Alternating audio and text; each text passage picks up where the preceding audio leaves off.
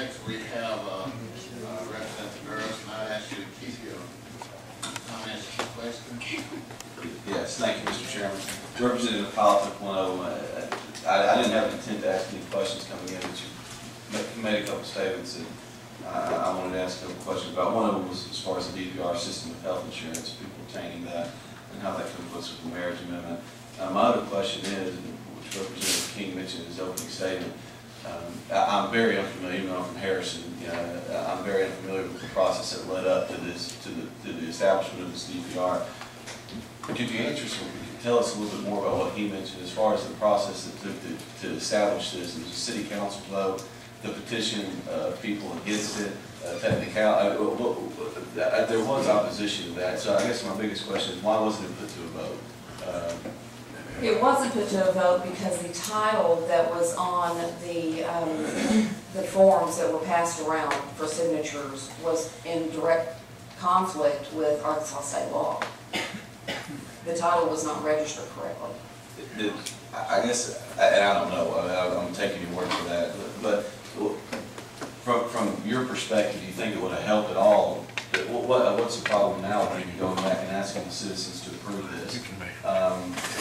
Would it maybe help with the problem we're seeing now if everybody in Eureka Springs had a chance to offer input on the situation, if they truly feel as strongly in support of the DPR as the supporters say? I just wish we had a clearer perspective of how the people of the city felt. I guess is my question. Would that help in your mind? To put it to a vote, is that your question? Yes. I'm not sure that it would help or not. Like I said, this bill in itself has caused another rift in the community. And to keep pushing something like this is just going to make that rift even larger. I will tell you that from the response that I have had, if you do put it to a vote, it's probably going to pass. Okay, thank you. Representative Perry.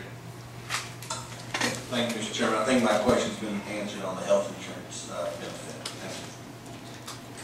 Thank you, Representative Webb. Thank you, Mr. Chair. Thank you, Mayor, for coming today.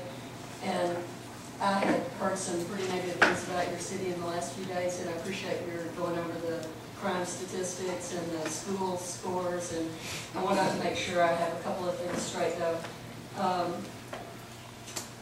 You said that, just so two quick things, you said that tourism is up this year to date by what? To date by 8.59%. Okay, thank you. And has the city council discussed this Domestic Partner Registry since it was initially passed 2 years ago, or whenever it was? Have y'all tried it again? We did at the council meeting immediately following when Mr. King filed the bill. That night, I made a statement, and it was discussed at that meeting. And did the council vote to keep the registry or to do away with it, or what did the council, or did they vote or just discuss it? In my statement, they passed it around the table after I was finished. They all signed it, and at this last council meeting, which was last Monday night, they issued a resolution in support. Thank you. One more quick question. Have members of the city council and yourself, have you been up for election since this was initially passed? I haven't. The city council has. Okay. Thank you very much, Mayor. Thank you. Representative Diggs. Thank you, Mr. Chair. Did you say the tourism had been up 8-point-something percent? 8.59% to date so far for this year. With the economy the way it is and so many people, trying to stay home, what do you attribute that to? Typically what we see is that with a bad economy, people do tend to stay closer to home instead of taking that large trip overseas or to the Caribbean or wherever they go. They tend to stay closer to home. And since we are within a close proximity to Missouri, Kansas, Texas, Oklahoma, then that makes us easier to get to and a more affordable vacation. So I think that that's probably helping in our numbers. Our projections from our B&Bs, which we have over 80, is that their numbers are rising rapidly. Their booking numbers for April and May.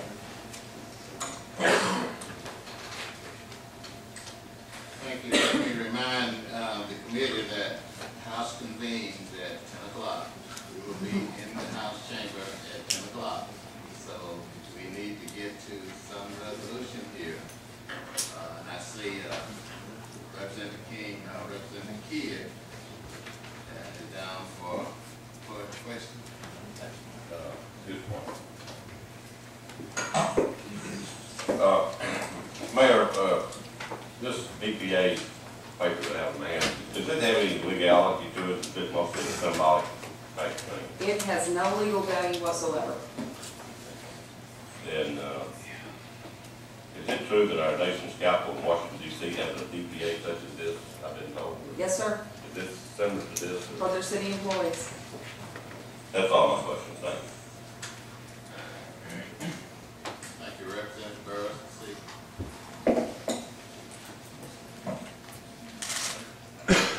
I just want to ask a quick follow-up, because I guess I am just genuinely confused, really. How, I don't understand how it could help for health insurance, which if you want to, I'm not debating whether it's good or bad. Well, I won't even tell you what I personally think, but how can it help with people obtaining health insurance, which is the intent of setting it up, and not circumvent the purpose of the marriage amendment, which was passed so clearly? I don't question why corporations do it. I just believe that if we have the ability to get people insurance, when they can't get to it, when you've got a nation full of people that don't make enough money to pay for insurance, but they're not poor enough to get under Medicaid, and they have the opportunity to get to a system to provide health care for their children and their families, why would we not do that? I agree completely on the, I'm not debating that, I guess. It's just, you know, to have B, you have to have A, and it just seems so clear that obviously this is assisting in some way. And so I just think that there's clearly a line between the dots there. I wish we could agree that it exists, but. Let me help you with an example. In 2007, there were 41,000 babies born in Arkansas. 43% of those children were born out of wedlock in Arkansas. That puts us at one of the highest rates. Those children are probably going to go under Our Kids, which is a government-supported program.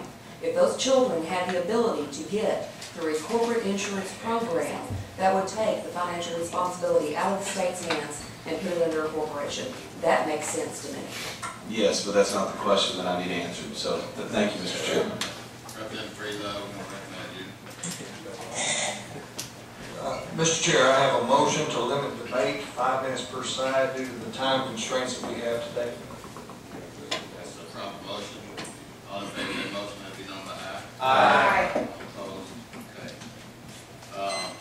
Let me explain this, what is on the table now. The for will have 5 minutes, and the against will have 5 minutes. That 5 minutes will include your time to close, time for the sponsor. So the timekeeper is going to keep the time. We have very little time left, and we're going to listen to someone speak for Mr. Jerry Cox is going to speak for